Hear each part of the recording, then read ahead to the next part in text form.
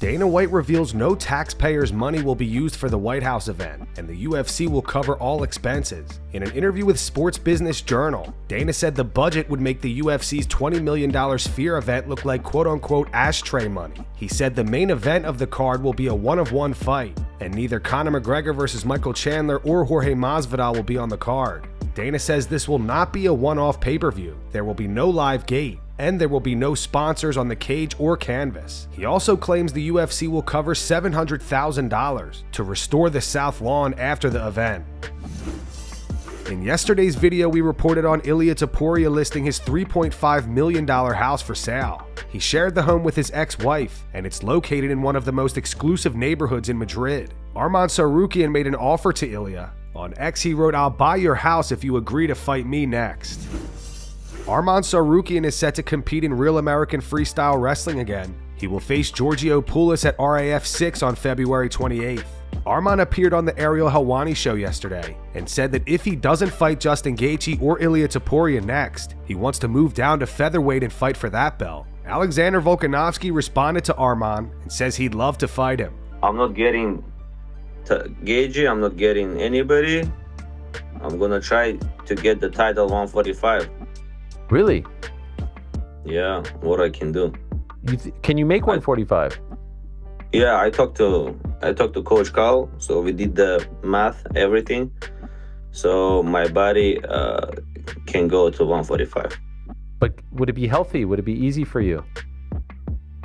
He's saying it's not easy, but it's we can make it happen. We need if it's fight in June, if we're gonna know like in 2-3 weeks that we are fighting in 145, we will make it happen. What a because I walk around not big, so I'm right. like 177, 175 right now.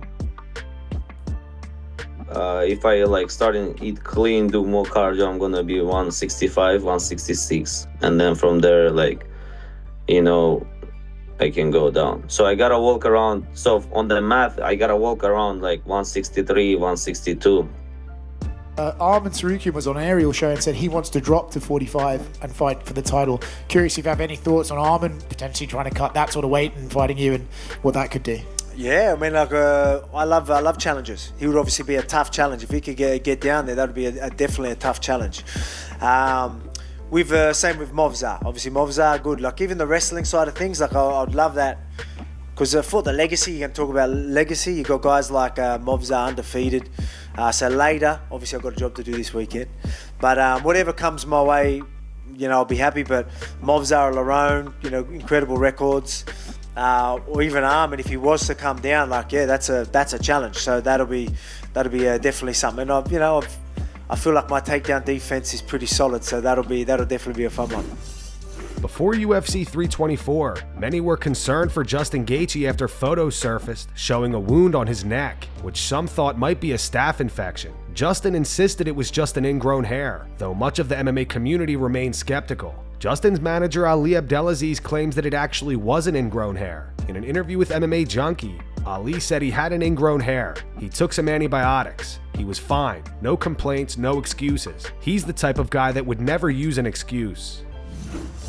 Paddy Pimblett has released a statement on his loss to Justin Gaethje. He posted this to his Instagram yesterday. In the caption, he wrote, "Hope everyone enjoyed my fight just as much as I did. Want to thank everyone that came to support and everyone watching at home. I'm all good. No injuries. Went into the fight feeling amazing. Had a great camp and an easy weight cut. No excuses. The better man won on the night. At Justin Gaethje. Congratulations, brother. It was an honor to share the cage with such a legend. Go get that undisputed title. Your career deserves it. Hopefully we can run it back for the undisputed because I know it's in my destiny to win that gold. UFC, thank you for the opportunity. Yous all know I'll be back for that belt in the near future." Paddy's wife released a few photos of them out partying yesterday, and here's what Paddy's face currently looks like. Sean Strickland posted some intense sparring footage today with Michel Pereira. Sean is preparing to face Anthony Hernandez at UFC Houston next month.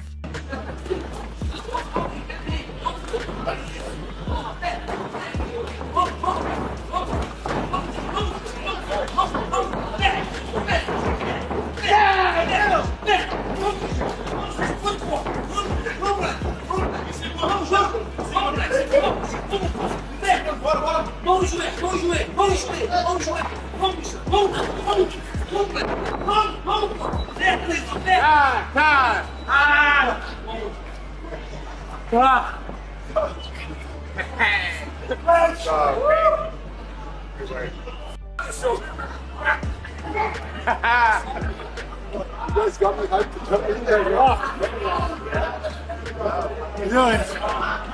What?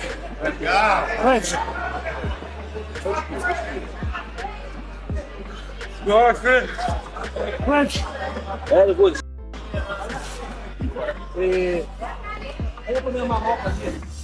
Dricus Du Plessis thinks Alexander Volkanovski still has what it takes to beat Diego Lopes once again.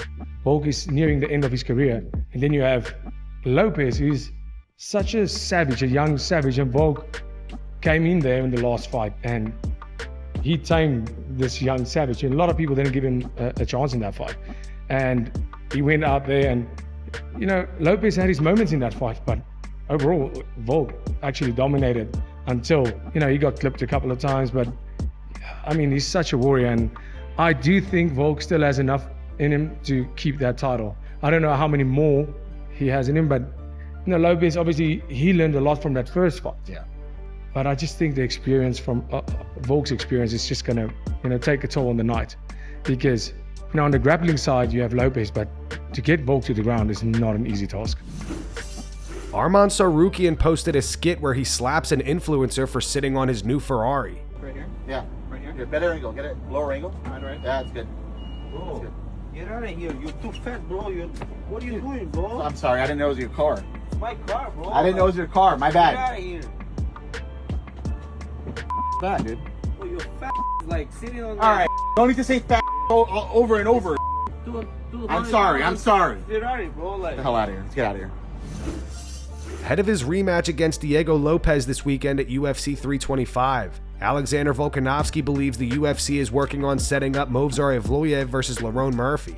Currently, Evloev is ranked #1 in the featherweight division, while Murphy sits at #4. Obviously, you're not going to be looking ahead at, but what are we thinking after if we do get Diego Lopes, right? Then you're looking like we got Lerone Murphy. Would you like to see a Lerone Murphy Movsar matchup maybe to single each other out or something like that? I think that would be good, right? I think that's even happening. Oh, no way. So like, I know I've heard whispers, but I mean, obviously you never know, like he whispers all the time. But I think that's what they're doing. It makes sense because they can just build that up even more. And then you've got a clear guy that's undefeated. I mean, that'll be mad. That'll be They're both unreal. undefeated, huh?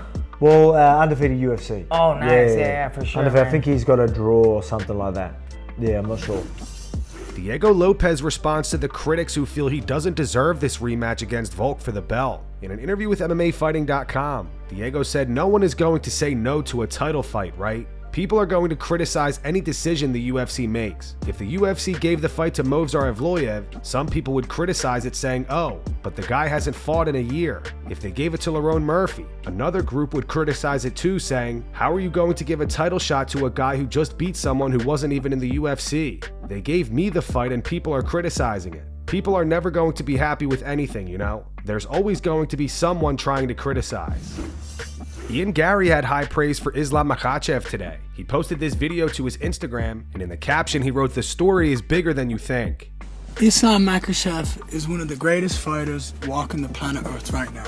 The #1 pound-for-pound fighter on the planet, the 2-weight world champion, former Sambo world and European champion. He's absolutely unbelievable at what he does. He is one of the most dangerous men walking the planet right now. When you beat Islam, it changes the way everyone in the world thinks about you, and I'm gonna do it. Dominick Cruz discusses getting inducted into the UFC Hall of Fame at UFC 324. Dom says the reactions from Michael Bisping and Chris Weidman made it extra special. It was random because I didn't expect it. They don't tell you, they just surprise you. And I'll be honest, I was really locked into the fights. I wasn't thinking about this at all. So what made me the happiest actually receiving it was being next to Weidman and Bisping and seeing how happy they were for me. That's why I hugged them, because you could see how genuinely happy they were for me. That for me hit the hardest because they're former champions. I respect them, obviously, just what they've done in the sport. They were around me when I was winning. We were competing at the same time. So it was special to have them, but to see them, those type of competitors, some of the most competitive human beings on earth is what they are. When they give you the look of like respect and that I earned it, that was probably what really locked me into it. TJ Dillashaw explains why he thinks Khamzat Chimaev would run through Alex Pereira. Khamzat sitting at champ in the middleweight division. Alex Pereira sitting at champ in the light heavyweight division. Do we see them fight each other at the White House? I hope not. Why? Because Khamzat would run through Alex Pereira. Oh, hello. TJ with the call of the year. He would run through Alex Pereira. Run through. Wow, I love the confidence. Wow. Looking out for the team. And that's not looking about the team. That's like looking at styles. Yeah, looking at stylistically. Stylistically, he Alex Pereira's not runs stuffing or taking any of those takedowns. You can't. No, you can't. Not. He ain't sprawling on Khamzat. He can try. He ain't hitting him with a quick sprawl. You could try. Mauricio Ruffy is set to face Rafael Fiziev this weekend at UFC 325 and has been training with Alexander Volkanovski ahead of the fight. Yesterday, members of the MMA community noticed that Jean Silva unfollowed Ruffy on Instagram. The situation raised eyebrows, as Silva and Ruffy have been longtime friends and are both a part of the Fighting Nerds. Many believe Silva may be unhappy with Ruffy training alongside Volk, as Silva has been calling for a fight with Volkanovski for the past year. Dan Hooker claims that years ago, Paddy Pimblett talked trash to Conor McGregor, and Conor ended up showing up at his house. What did you make of Paddy's performance against Justin Gaethje? Dog. He talks an awful lot of for someone that fights like that, you know what I mean? If the only thing coming out of that fight, the only thing coming out of it is that you got a good chin, coming from experience, you fought like you know what I mean? Like this guy talks, and then he gets caught on his and he just turns into victim. He goes into victim mode straight away. Like he's talk. Is that common knowledge that Conor, he talked about Conor McGregor, and then Conor McGregor drove around to his house? He drove around to his house and he sat outside in his car calling the bloke, and Paddy refused to come outside. That tells you all you need to know about a guy. Paddy Pimblett actually addressed this story back in 2021 and claims that Conor never actually showed up. He was meant to be outside ours, lad, but I got my mask checked, the cameras, because obviously if McGregor's at your door, your video and that, aren't you, and banging it all over the internet and getting pure views. And he wasn't. He must have been at someone else's. He was with someone, I promise you, because my ma's got cameras. I'm gutted. I wish I was in. I wish I was there, and like people at man would be like, what is happening? What's going on? And that's going to wrap it up for the news. Thanks for watching. For daily MMA news and content, subscribe to Full Mount MMA and click the bell icon to be notified when we post videos. Here are the 3 top comments from last video. The first one's from Deceased. It says, the fact that Kamaru thinks O'Malley needs one more fight before the title and doesn't think he needs one more is peak delusion. The second one's from Project X7. It says, Jean Silva meme immortalized himself. And the final one's from Cody Haynes. It says, Usman acting like he ain't also begging for a title shot. Those were the 3 top comments from last video. If you want to be featured in the next one, all you have to do is comment down below. And if you missed yesterday's news, click the video on screen right now to get caught up.